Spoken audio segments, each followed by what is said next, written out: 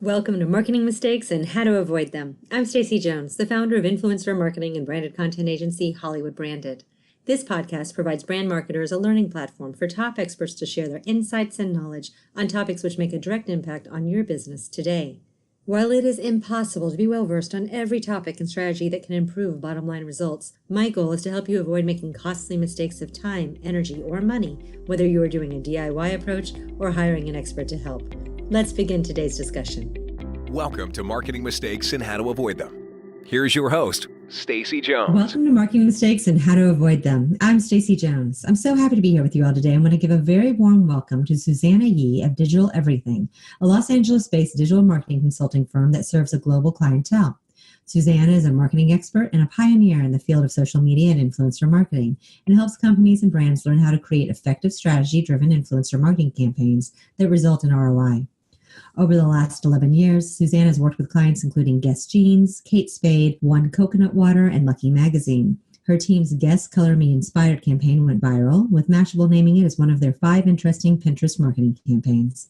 Additionally, Susanna has been featured in eHow, Bloomberg, Business Wire, and most recently on Thinkific. Today, we're going to talk about influencer marketing needs from the brand side. We'll learn what has worked from her experience, what maybe could be avoided, and where people are missing the mark. Susanna, welcome. Thank you for having me. Well, super happy to have you. I am always thrilled to talk to someone else who specializes in influencer marketing.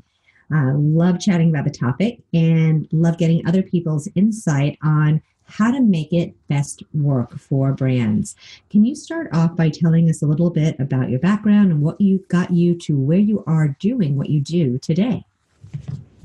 Yeah, so I actually started off working in business development in 2000, and that's when I actually entered the space of startups and digital and technology and the internet and the whole thing. And I ended up in business development for a few years, and then sort of migrated to digital marketing, and then found my way to social media marketing, which I really enjoyed. And in 2010, I actually started my own consulting agency.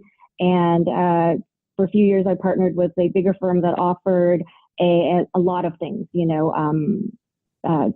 development, web development, SEO, SEM, graphic design, and also on my part, I brought in the social media and the PR. And then I did that for a few years, but then I went back on my own again. So that's kind of the story. And I also had a personal blog on the side that grew with popularity. People really enjoyed it, and brands started calling me to do certain collaborations. And then when they came to town, they said, could you find us some bloggers to do an event? And then that sort of started my agency career. That's awesome. So you really started because you were an influencer, and brands recognized they got value from working with you and thought that you could help link them into other influencers and network and do the same thing with them. That's awesome. Yeah. That's a really great way to start out a business versus just saying, I'm going to start doing this. You had a need and you filled it. Yeah, I thought it was great. I really like both sides of it, but I really enjoy the other side of it more. Just working with the brands and helping educate them and helping them understand what it is that they need to do to work with influencers, and how to get the most out of the partnerships and collaborations. And just seeing it from the other side, from the perspective of the influencer, I'm always able to make sure that the campaign works for the brand. Okay. So why do you think influencer marketing is one of the best marketing tactics out there? I just think that it is amazing because of the cost involved, how cost effective it is. Mm-hmm. For example, if you were just to put together a Google ad, you have to have a copywriter, you have to have a graphic designer, you have to have a photographer or a videographer, and then you have to have somebody who's going to do the digital ads, the paid ads person. But when you hire a person who's an influencer / blogger, they are an all-in-one person, and they come with an audience. So, there you have a content creator, you have a videographer, a photographer, you have a content creator, you have a person who's already a marketer of themselves. And then on top of that, you have a model, like they're modeling the inside the photo too. You don't even have to hire a model, and you don't have to hire a copywriter to write the copy. So I think it's a great deal. And then they have an audience that's waiting to listen to what they're saying. Your words sound like they're coming from my mouth. It's what I say to people all the time because there are so many hats that influencers actually wear that I don't think brands really truly understand that it's a dual opportunity. It's not only that you're getting a fan base, which is what, the brands really always think about. What I think a lot of brands forget about is that value of that content that's being created that is just so killer and involves so much time for someone to actually create.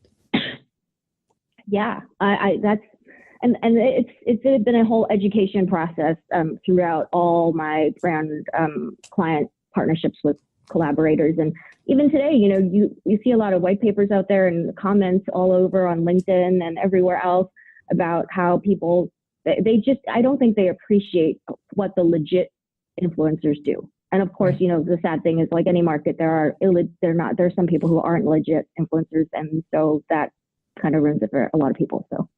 Yeah, but I think there's a lot. I think the main that we've run across are people who are really vested in what they do. Maybe you have to dig in and make sure that you're qualifying people before you work with them. But I think most of the influencers, whether they're nano and small or micro and building or macro or celebrity, they get it. They know their own brand and they actually really value their fan base and they really take care to make content and have conversations that they think are going to be impactful.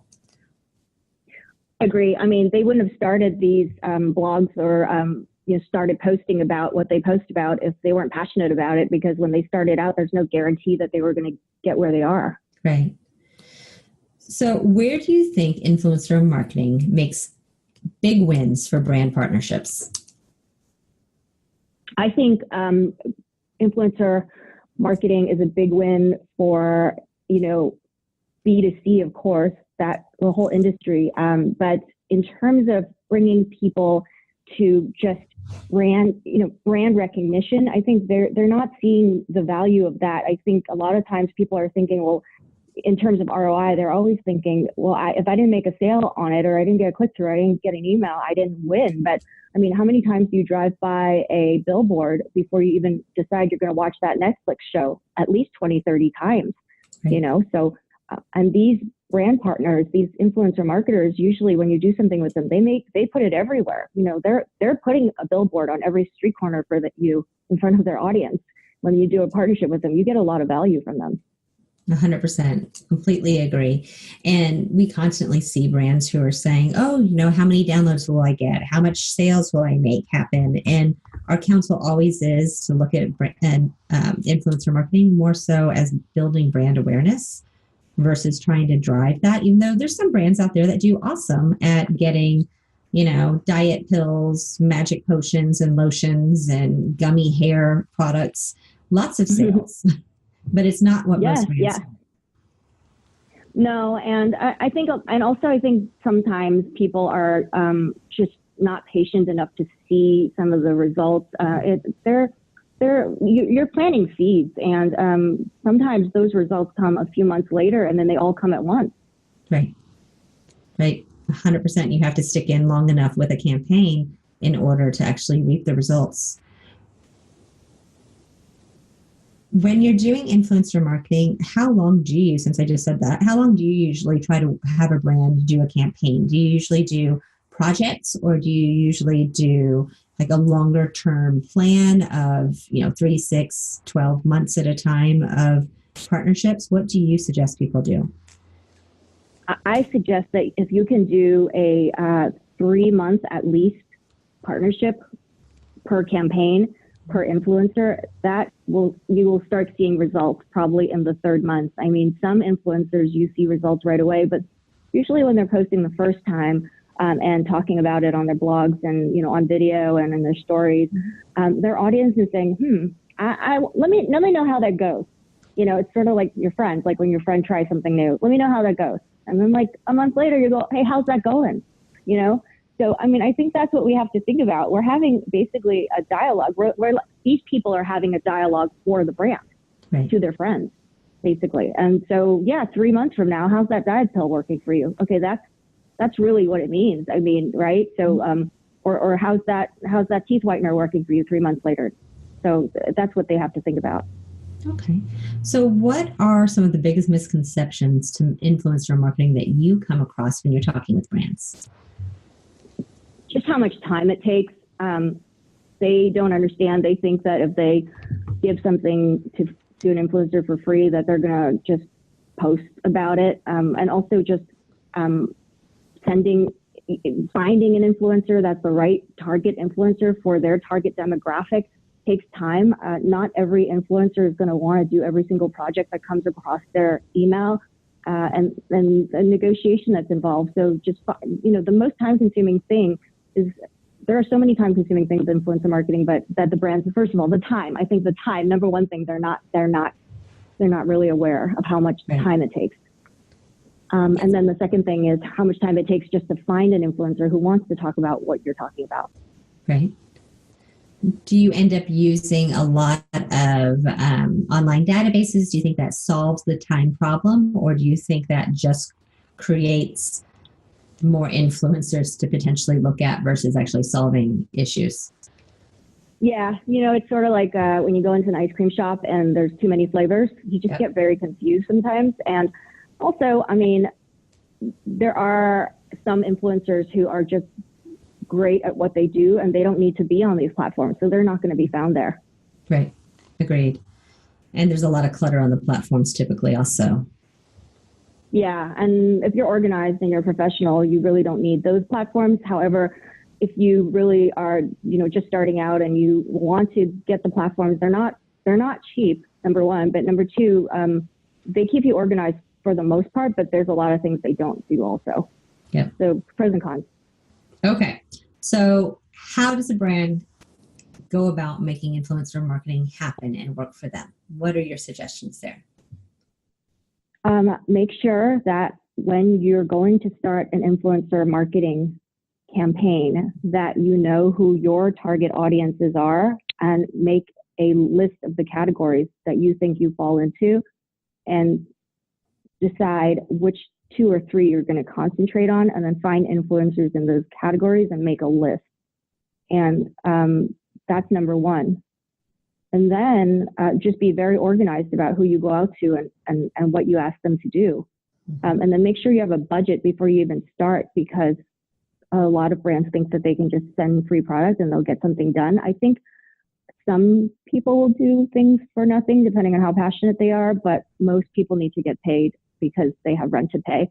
And then also internally, I don't think brands understand how much work they're going to need to do on their end internally to get the work done. And that is almost like a part-time person's work. And that's something to be aware of. So what do you mean by that? Can you give us a little bit more detail on your insights on what that means that the brand's going to need to get done on their side? Because it's not just magically emailing someone and saying, hey, you want to do this and it's done. There's a lot to it. Yeah. So, if you're doing it internally as a brand and you don't have a firm working for you, it would be best to have a part-time person who probably has 20 hours of extra time a week. And this person will be spending their time looking for the right influencers, making a list, getting buy-in from the internal CMO, VP of marketing, VP of digital, whoever, VP of PR. So, there's a lot of buy-in internally. You have to work with the CFO to get your budget. You have to work with legal to make sure all your FTC rules are in place and what they're going to be talking about. You have to get everybody in agreement on what the campaign is about. And that's before you get started. And then after you reach out to the influencers, there's a lot of back and forth with negotiations, with the contracts, with the fees, with what they're going to do and what they're not going to do, and when they can do it and when they can finish it.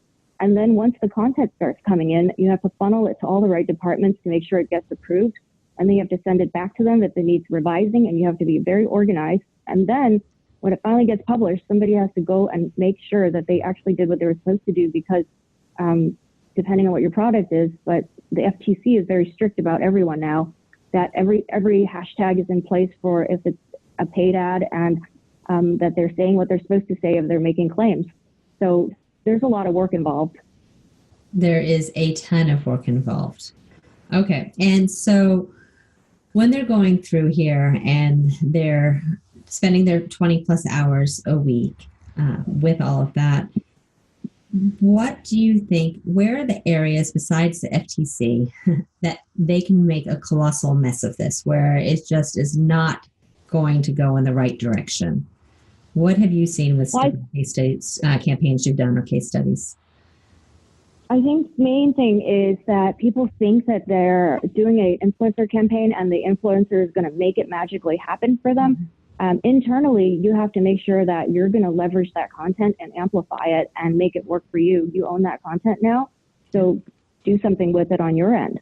And I think a lot of times the campaigns fall flat because they just think that, okay, I paid this person, they're going to magically make it happen. But it's just one component of your whole holistic marketing situation. Yeah, we see that a lot where we'll do influencer marketing campaigns for brands and we're like, great, we don't have control over their socials. We can't reshare through them. We can't actually go in as the brand and even like what the social influencer said about the brand and the campaign we created. And it can be like really, really difficult getting someone on the brand side to take the steps to do all of those things. And it just seems like it's so natural. And it's one of those number one areas I think people miss. Yes, totally. They just, I don't know what they're, a lot of times I think they just don't know that they need to. And right. I think that's the number one conversation that people need to have internally, that right. we're on board and we have the bandwidth to handle it when it comes. And it's a lot. When, if you're onboarding 20 influencers and then all their content's coming through and it needs, the digital department to suddenly start funneling it through amplifying ads and things like that. And they have to do that. And then everything else that they're doing, it's a whole other job. Yeah. Plus, it's also capturing all the content, not only to make sure that it's, through the FTC, FCC regulations that everything's signed off on, but that they actually did what you contracted and paid them to do, because sometimes things slip through the cracks just a little bit here and there. Oh, yeah. Always. Always. And then there's like Instagram stories too. And if you don't catch them within 24 hours, you're not going to catch it unless they caught it and that they share it with you. So you have to be kind of fast and timely on these things, right? Totally. You have to be on it, and you have to let them know that you will need them to get it to you. Hopefully they will do that, but a lot of times they don't. It's pretty amazing considering, I don't know, if I get paid to do something, I make sure I do it, but it happens. So, but more than you think. So it's your responsibility as the brand to make sure that you get what you need out of it.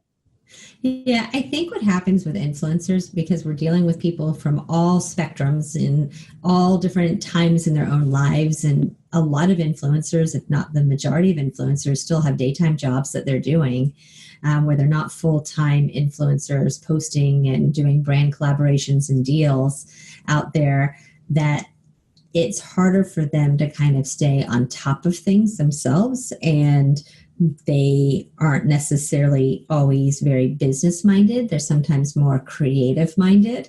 And so dotting the I's and crossing the T's gets left out. And that's why you have to have someone, either at your agency or your brand side, going in there and making sure everything actually comes to fruition that was in black and white on paper.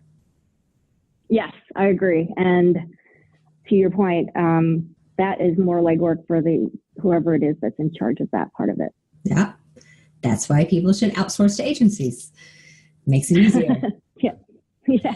What type of contracts do you typically suggest people put in place with influencers? I really think that an influencer should be a long-term partnership. And, if you identify somebody that you like, make sure that you have something with them in place for at least 6 months, because that person, if they're doing enough for you and getting you enough attention, even if you don't think you're getting the sales from it, your competitor's watching. And as soon as you let them loose, they don't have to be loyal to you anymore. They're going to be snatched up by your competitor, and you've already done all the legwork for them. That space is already created for you. Mm-hmm. And you're the brand that's going to come in, and they're going to say, oh, she's not drinking Pepsi now. She's drinking Coke now. Okay, I'm ready. I'm going to buy that kind of a beverage. So. Right. So Do you think, like when you're doing influencer contracts and creating partnerships, do you know from the get-go that you want to work with that influencer for the next 6 months, or do you try to do a test campaign with them to see how it vets out, or how do you dive in to determine if the individual you're working with is actually going to be worth it for the long haul? A lot of times we ask for stats if they're willing to give them. That's the first positive, and especially if you're paying somebody a good amount. I understand with nano influencers, you probably can't get a lot, but some of the bigger micro influencers do have information and they're pretty organized now. They're getting there. And, you can ask for like, how did the last campaign go? And if they really want the job, they'll give you that information. Or they might give you an insight on Google Analytics. They might let you see that. And you can always check on your own. You can sort of figure it out by looking at some of their stats on different things like SEMrush or Alexa, and just comparing notes on certain campaigns that you've seen and what you think is happening. You can sort of see what's happening with certain campaigns. So I would say that, and then just your dialogue with them should tell you a lot of things about how confident they feel about how it's going to go. Okay. And you mentioned a moment ago, you kind of glossed over, and I want to deep dive here, costs. So costs to work with influencers. How do you suggest brands come up and budget for influencer partnerships? So there are a lot of ways to look at fees, but there are some standard fees now that are out there, and they get paid per 1,000 for certain follower numbers, and everybody seems to be using those. So across the board, if you're just asking them to post on social, there are some standard numbers out there that you're paying them. So if they have 10,000 followers, you're giving them $100 for a social network platform post. So that's kind of the guide for that. But if beyond that, if you're asking them to do extra things like create a video or show up for an event or things like that, you kind of have to play it by ear based on what your budget is. But I would say if you have somebody who has 50,000 followers, be prepared to pay them $500 to do something for you, because that's what they're getting paid. And usually if they're doing more than that, they're getting more. So I would say per influencer on average, if they have 50,000 followers, they're probably making, $500. Okay. And then when you're looking at the fees, are you also looking at their engagement? So as far as, someone obviously could have 50,000 followers and they could have extremely low engagement, which could show that they just don't have real followers, or they just don't have engaged followers, or they picked them up, from doing contests or doing different things, and people just aren't really looking at their posts. Do you try to adjust your CPM payment, your, $100 per 1,000 people based off of how highly engaged someone actually is? Yeah, for sure. And also, if they're not getting the engagement, I usually don't recommend working with them, because what is the point of that? Right.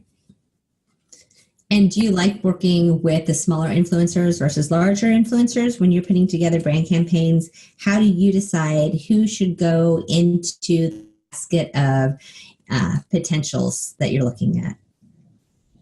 I think it depends on what the brand needs. Sometimes there are certain clients who have maybe they've already done their big PR campaign and they have a big endorsement deal and they have a couple of celebrities on board, and now they're looking to, dig in deep and target their target audiences. And so then my job is really to find the micro influencers in their target categories to work with them. And that's where I concentrate. But if you go in and it's a fresh startup brand that doesn't have anything, I would recommend engaging with a macro influencer just to get the party started, as they say, right? And get people interested, because usually if there's nothing, everybody's afraid to come on board, and the macros will come on board first because obviously they know they're brand builders and you pay them more. And then everybody else will follow suit. But if you don't have an endorsement or some kind of spokesperson, especially for some product that other people have endorsement brands with, with somebody who's either a celebrity or reality star or a large macro influencer, that's something that I highly suggest. Okay. And then when you are casting and looking for these influencers? How do you do your outreach? How do you actually engage with them and start the conversation? So I recommend an email because nobody really emails anymore. I mean, you get a ton of emails from like PR people, you get a press release or something like that, but if you're reaching out and you write the right subject line, you should get an answer. Of course, you probably have to try a few times because influencers, if they're popular, they get, 25 to 50 emails a day. And so if you don't get them first thing in the morning, or if they're traveling, you might not hear from them, but they're not really, if they're popular enough, it's hard enough to get in with a DM. If you can get their information with an email, I really highly suggest that first and just start the ball rolling there. Try a few times if you have to. And it's not because they're just getting a lot of emails. But I still think that's the best way. Do you end up working with their management once they become a little bit bigger often, or do you still usually work directly with one-on-one influencers or influencers who don't have management representing them? A lot of times I work directly with the influencers, but the bigger ones all have management now with all the firms that you know of that represent all our celebrities. Right. And so I go straight to their talent agents now. A lot of them. Okay. And those are a little bit steeper pricing sometimes and a little bit more detailed contracts sometimes as well, as far as expectations, right? A lot more. And also, if they've been on television, there's consequences like SAG, unions, things like that. And so you have to consider that when you're hiring them as well. Okay. And then we touched on this. I'm totally not going in order of anything. I'm just lobbing out questions to you right now. But when the campaign is finished and there is content that's been created, and we already touched on the fact that brands sometimes fail miserably at actually going in and even liking the own content that the influencer produced for them, much less saying anything about it. This is really common, guys. Yeah. Everyone listening here going, of course would go in and no, it doesn't happen a lot, half the time. It's so frequent that brands don't go in and comment or like or share, even back to their own social feeds, whatever the influencer posted. I mean, it's amazing, right? I know. You're laughing. Because it's that true. It's like people are just like, oh yeah, they did that. I don't need to do anything with it. But there's more you can do with contents too if you've negotiated the contract, where you actually might want to, find other ways to share the content that was created. It might cost you more fees. Is that something that you usually work with influencers to get rights to that content so the brand has a limited window of time where they could repurpose digitally or through their web or do other things with the content that's produced by that influencer? Yes, absolutely. There is a rights usage time content with video and with images. And sometimes if you're using video that was shot by a videographer or a photographer that's well known, you have to license that from them before you can even sign the contract with the talent. They might not even sometimes own the rights to some of their stuff. But if they're shooting it directly for you or getting it shot directly with someone, then you might be negotiating with two people sometimes too. With time. And usually the requirement is, usually it's like, how long do you think you're going to use it for? They're looking usually 6 months to a year at a time. Yep. And then going back into time, since you mentioned that, how long do you usually suggest brands contract to have the post stay up on the feed? Because listeners, oftentimes an influencer, after they get paid, if they don't have it in their contract that they actually have to leave that post up, it can come down the next day after you pay them. Have you run into that, Susanna? Yes. We actually have it in we ask our clients to have it all in all the contracts, that they keep it up for at least the campaign time period or more. So if it's a 3-month campaign, we say, please leave it up for 6 months. Because otherwise they will take it down. And then sometimes if we're doing something that is on their blog, we ask for evergreen content. Mm-hmm. Okay. So how is it different working with influencers who blog versus the Instagrammer or the YouTuber instead? Because that's a little different. Yeah, it is a little different. There are different personality set too. Somebody who blogs actually knows a little bit more in terms of technical and linking and understands digital ads a little bit and understands the workings of the business a little bit more. So in terms of negotiating with them, the fees might be higher, and they also offer a little bit more of a long tail of result because of the way they've done the work for you. So for an evergreen content, a blog post that can live forever, that's great SEO for you. That's great authority for you. It drives sales. You might be getting a sale from them, 12 months from now, 6 months from now, after the campaign's over. So it's definitely a different aspect. And I happen to like working with influencers who have blogs. I feel like there's a lot of value there. Yeah, it's great because usually the bloggers have other types of social platforms where they'll extend the campaign onto Instagram or Facebook. But you have that lovely, yummy SEO, as you mentioned, rich content that is so evergreen and lives there forever and evermore, building your brand. Yeah, and I really feel like it builds the brand very effectively. Suddenly everything starts to pay off at the same time. If you're investing in PR, you're investing in other parts of your business, it just all comes together really nicely. Right. And do you see that a lot of brands even think about using bloggers anymore, or are they just so focused on this? Hey, there's influencers, we should use them. Do they forget about the blogger? I don't think I think they're just like, oh my God, we need influencers. It's like somebody told them from the top, it's time to get influencers. So then everybody's like, all hands on deck. Okay, today's the meeting. Tomorrow, let's find something. It's kind of like that. And that's what I've seen internally. And then it's like everybody's just running around. It's not that organized most of the time. I don't think they think about that. I mean, like, let's just give you a great example. Like, what if somebody gets kicked off of Instagram or their account gets locked out? Like, then they're done. They have nothing. And they don't think about that. So if you only invested in Instagram influencers and Instagram's gone tomorrow, what happens to all your brand stuff? Well, it's beyond that even, because once you've paid the influencer and that time clock has ticked, your stuff's gone. I mean, it was there for a nice period of time and people saw it, but it's not like someone is ever even going to, it doesn't even matter that you don't have your content guaranteed to be up there forever. No one in their right mind is sitting on someone's Instagram account and scrolling down 100 pages to see all the content that they've created.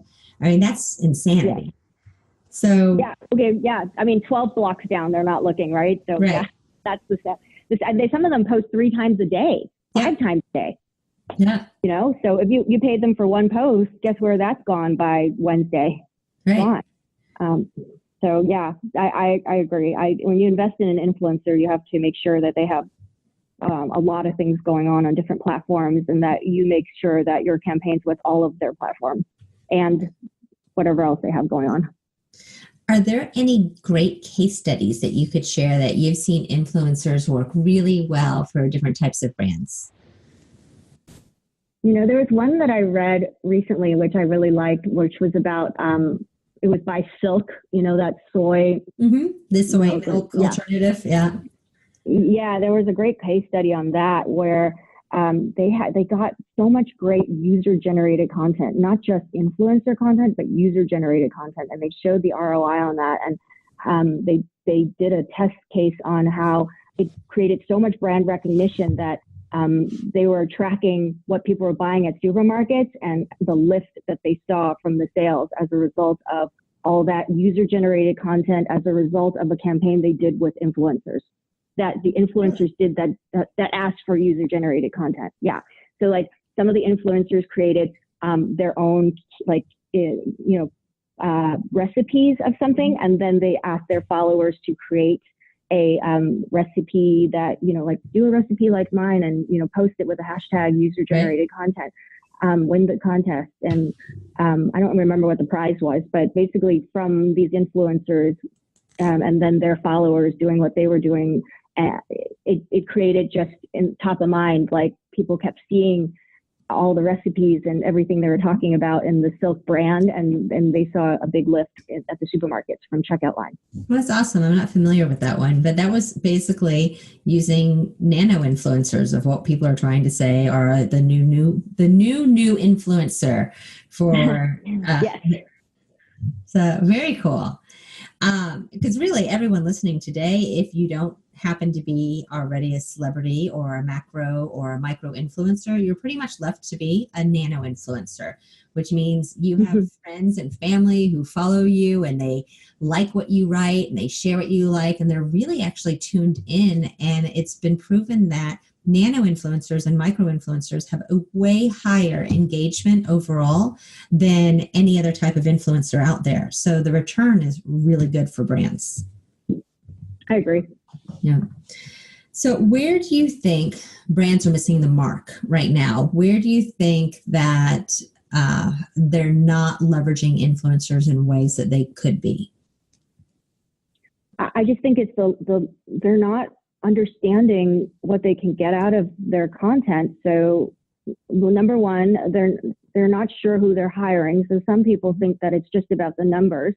You really need to find people who resonate with your target audience. If you have a specific or two types of a target audience, find an influencer who resembles your target audience, because those people are your audience, are your customers. That's the number one thing. And then the other thing is keep that relationship with them going, because it will pay off in the long run. But it's not let's get 20 influencers and work with them one time. It's why not, if that's your budget, why not do 10 people and invest in their relationship, invest in your relationship with them, because that's what it's all about. Because because the consumers are looking too and going, well, why is she talking about this vitamin today, and then next week she's talking about a different one?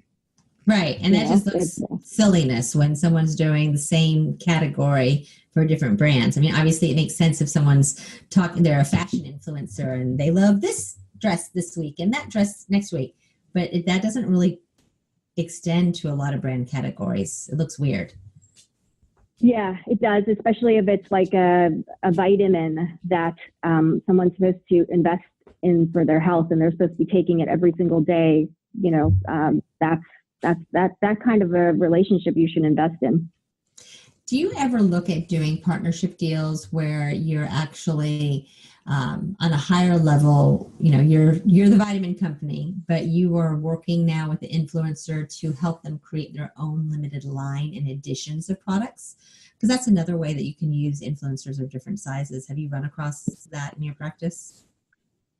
I have, and a lot of, like apparel brands have done that with just creating a jean line with their name on it, and then also collaborating with, like a Nordstrom or somebody like that. And then, then you have 3 partners going in and they're all invested in it. And then everybody in their whole audience is watching and everybody's doing the promotion. So it works out well most of the time, as long as the influencer is behind it and understands that, this is a partnership that is going to be long-term for as long as the line is in effect. So I think it's really important to find the right people who have, the influencer who has the right people in place so that they understand the business really well. Right. And that they know that they're actually taking this as a business opportunity, and that it's not now that they're just being the face of the brand, but they're actually helping grow a brand. Yeah. And they're getting a part of it, and they need to be invested in it, and their business owner mindset and what that means and how that means in every way, in every aspect of their business and in their life. Yeah. So where do you think influencer marketing is going to evolve? I think it's going to get to the point where the good ones are going to rise to the top, and then there are some emerging ones that are going to start learning the business, and then the ones who are not doing what they're supposed to do are going to fall to the wayside. But it's almost like, the acting category where there's a lot of extras and things like that. I think the brands are going to start to learn their lessons in terms of, even with nano influencers, you have to find people that are reliable. And I think a lot of brands think that if they could just give away free products, they're going to get something out of it. But sometimes what you're giving even in your free product, whatever that free product costs you, it might not be worth it what you get back in terms of content because you can't rely on it. So I would say pick carefully in terms of giving away free product, and that the brands are going to start learning some lessons on that part of the business. And then I think it's going to really start to evolve. And it's already starting to evolve where people are really starting to understand, people are starting to understand what this business means and how we have to take it very seriously whenever someone's using your product and talking about it. Yeah. And I think going back to what we were talking about earlier, brands really oftentimes, you guys don't have the realization of how much time finding these influencers, no matter what the size, it takes just as much time finding a nano influencer, someone who's small, and working with them and talking with them and contracting with them and getting the points to be agreed to and shipping out the product and then making sure they have the product and following up to make sure that they're going to do the post and then looking at the post and approving the post before it goes, if that's what you're doing. And then making sure after it's posted that everything's accurate and then capturing the post and doing a report on the post. That takes as much time as doing something with a much larger influencer. And so even though you're not paying the nano influencer any money, your time or your agency's time is going to be in the hundreds of dollars. I mean, whatever someone charges, it's not that it took them 2 hours to do all of that. It's going to be a lot of man hours to actually get that done. So it might actually be a better spend of time to put together a higher dollar budget to pay for influencers sometimes that have some broader reach as well. I agree. Yeah. Because it really takes a lot of time. It does. And it takes more time than anybody thinks internally. And that's the whole brand education thing. And then also for the influencer, I mean, if they want to do a good job too, so they have to go out and shoot it. They have to write the blog post if they're writing a blog post, even the content. Just if they're just posting for you across the platforms, it's 2 hours. But then you want them to write a blog post. You also want them to shoot something and put it in the photos. I mean, that's at least another 3-4 hours. Right. And so all of a sudden you've taken up the main part of at least one day for someone to have decided to move forward working with you on the collaboration, down to the point of making sure you have all the assets that you need at the final end of that collaboration. So that's definitely worth time to pay people money for. Yes, I agree. So I also understand you have a new course on how to work with influencers from the brand side. Can you share a little bit more on those details with our listeners? Sure. So I just feel like there's a lot of education that needs to be done on the brand side, but also there are people on the brand side that the brand feels can do the work. And so I would love the brands to really understand how the work needs to be done so that it can be done properly. And so from the brand side, I have a course called Learn Influencer Marketing, like just the roadmap. And it's like a cookbook, basically. And it starts from start to finish, how to find your target influencer, how to hone down and create a list to figure out which ones you should be working with, how to develop a budget, what kind of strategy to put in place, what your goals are for the campaign, and then tracking and templates and what kind of tools to use, and also FTC rules and sample scripts to use for reaching out to people, sample templates that you can use that I've used over the years to track internally what's going on with every department that needs to either approve a piece of content or send it back for revising. If legal needs to take a look at it, have they looked at it yet?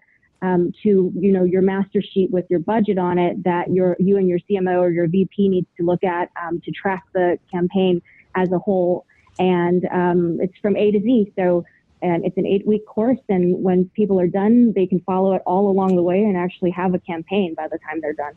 I think that's great, especially the part with the templates, because that's something that can be a massive time saver for people. Yeah, it takes time to create those templates and whether or not they work and who they should be for. And I have templates for working with the internal teams to just the master sheet to the external teams, if they have even an external PR team, to just tracking the influencers and who you've worked with and what, who their followers are and who you're tracking. And also videos that explain a lot of that too. Yeah. And so we're going to be sharing access to this awesome material actually with this podcast. So it will be in the show notes section and everyone will be able to find it on our website, and we will be able to help you get those templates by doing that. And then, Susanna, what are some last bits of advice that you have that you want to send our listeners away with today? I think there's going to be a rise in talent agencies for micro influencers. I mean, all the big influencers have UTA and CAA, but I think there's going to be a micro influencer. There's lots of those agencies. I think they're going to start popping up. Yeah, they are. But then it's just going to add to the overall costs of everything too. From, even having brands, we run into so much that brands have this issue with trying to figure out the justification of why they should pay an agency to do this. Because I literally have them say, we can have an intern do this. And my response is, yes, you can have an intern do it. It will not be done well, but you can have an intern do it. Yes. And when you're ready to go bigger, let us know. And we're happy to work with you then.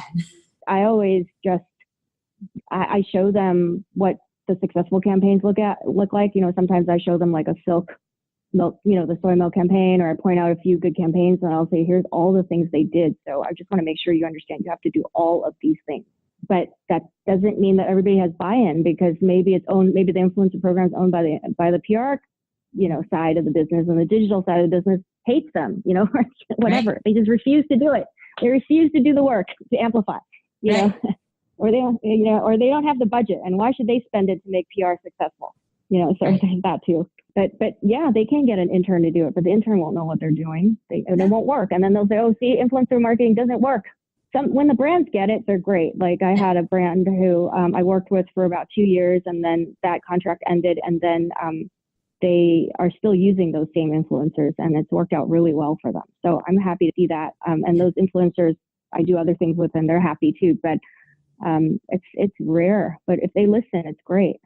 Yeah, no, I fully agree with you. So, influencer marketing is super powerful. It makes major things happen for brands. It builds massive awareness. It can be a sales driver, but brands have to kind of dip their toe in and actually try it in order to see if it's going to work. Yeah, and what scares me actually, or not scares me, but I just hate seeing it, is all these people out there who don't know what they're doing, and they say that they do this work. Yep. And that's making it really not good. So I'm actually grateful for these kind of podcasts, because, if actually people listen to them, then they'll know, like, okay, well, at least these people know what they're talking about. Someone out there knows. So yeah. It's us, man. It's us.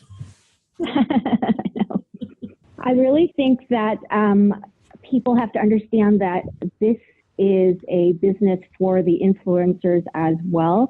And it's very time consuming for them. And if you want to work with somebody, that you should understand that what you're giving them in terms of monetary value, fees, or even what you're negotiating, even if it's free product, that it's a two-way street. It's a relationship, and people need to understand that it is a relationship, and that sometimes you might not get who you want to work on your campaign because maybe they're just not feeling it. So you never know. And so it's really about, you're dealing with people. And if you want your campaign to succeed, you really make sure you understand that human element of it before, and when you start your campaigns. 100% agree. You have said so many things that I swear come out of my mouth every day. So I really, you do know what you're talking about. And I really did enjoy having you on our show today. And I know our listeners are getting tremendous value out of this conversation. So thank you very, very much. And I'm looking forward to speaking with you more in more detail in the near future. And for all of our listeners, I will chat with you all again on our next podcast. Thank you all so much.